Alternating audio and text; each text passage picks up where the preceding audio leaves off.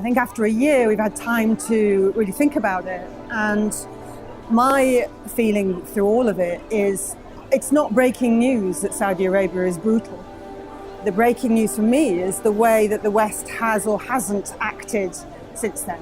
So I think what we're left with is a real feeling of that if the Western democracies aren't going to stand up for journalists in this such abhorrent way that Jamal was killed, then we have nobody to look to for help other than each other.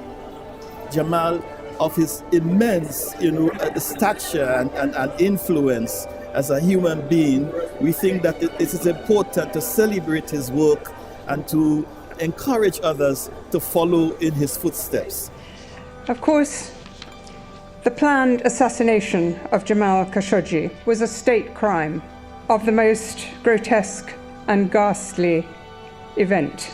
I think the message is that people in Britain have not forgotten Khashoggi's terrible death. Many of us, while thinking, of course, primarily of him, we're also thinking that the Saudi-led campaign in Yemen has killed 100,000 people.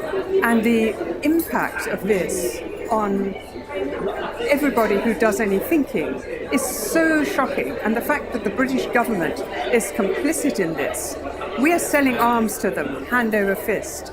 And this is outrageous. The international community, that's us, should continue to press their governments to fulfill their own obligations to hold Saudi Arabia accountable and to honor Jamal's memory with memorials like the one we have today, events and scholarships in his name. It obviously elicited global shock and outrage in every corner of the world and continues. The Saudi government has been its own worst enemy in putting out lies about how it carried out the murder and being forced to change its story multiple times, all the way to this week when the Crown Prince had no choice but to finally accept responsibility for this murder. It is important that we hold events like these to send a message to people in the region that the attempts to silence the media and to silence advocates for human rights will fail. And this is proof that their efforts will fail. Even if they assassinate the messengers, the message will continue to live. In the end, we have to be the watchdog. We journalists have to be looking out for each other, because I don't trust the democracies of this world to do it for us. First they came for the journalists. We've no idea what happened after that. Thank you.